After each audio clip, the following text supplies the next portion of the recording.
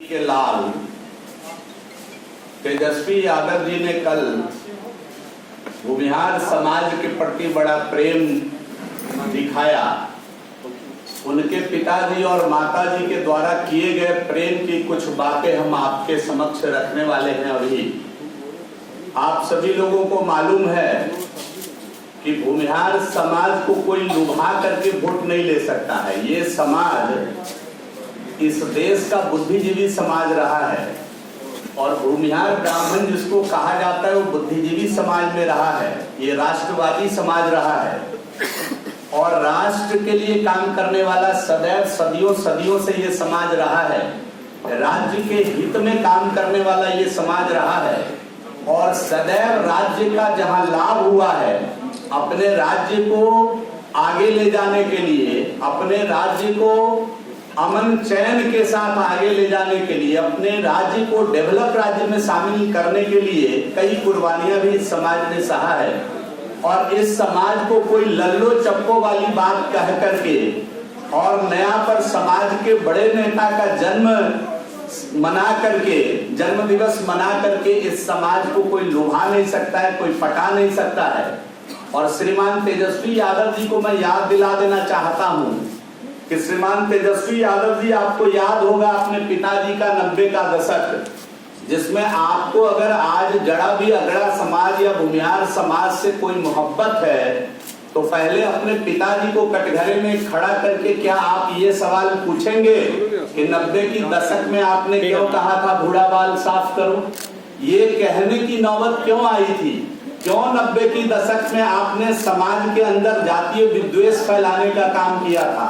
क्या आपके राजनीतिक जीवन का, आपके परिवार का राजनीतिक चरित्र जातीय विद्रोह और विद्वेष नहीं रहा है क्या आप अपने पिताजी से पूछेंगे कि उनके शासन काल में केवल भूमिहार अगरी जाति को खास तौर से टारगेट किया गया, सामाजिक जो प्रेम था, सामाजिक जो ताना वाना था प्रेम का, उसको तोड़ करके विद्वेष की भाव 15 साल में आम आवाम तक पहुंचाने का काम उनके माता पिताजी के राज में क्या स्थापित नहीं हुआ? क्या तेजस्वी यादव जी को ये बात मालूम नहीं है? बच्चे रहे होंगे उस समय, हमको लगता है 2-3 वर्ष के रहे होंगे, अगर उनकी उम्र आज एक्चुअल जन्मदिन अभी लोगों ने मनाया है, 2-3 वर्ष के रहे होंगे। उनको मालूम नहीं होगा कि 12 फरवरी 92 को टेकारी के बाड़ा गांव में 37 लोगों की गला रेत कर हत्या कर दी गई थी। वो भूमिहार समाज के थे। आज भी उनके लोग न्याय मांग रहे हैं। उनकी जो विधवा है वो आज भी न्याय मांग रही है। उनके बच्चे जो गोद में बच्चे थे, जिनको मालूम नहीं मेरा बाप कौन है, वो आज भी न्याय मांग रहा है। उनके घर के लोग आज भी आप ही के पिता लालू प्रसाद जी के द्वारा कहे गए नौकरी की आस जो रहे हैं, आज आपके माताजी, आपके पिताजी के द्वारा कहे गए मुआवजा की आस देख रहे हैं। मैं तेजस्वी यादव जी, आप गोद में रहे होंगे।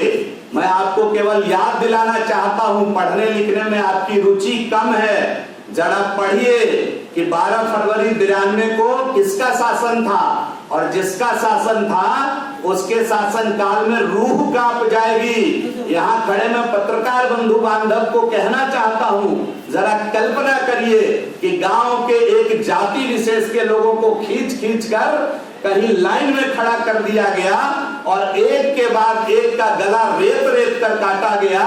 भूमिहार समाज या इस राज्य का कोई भी समाज इस नृशंस हत्या को, इस नृशंस कांड को अभी तक भूला नहीं है।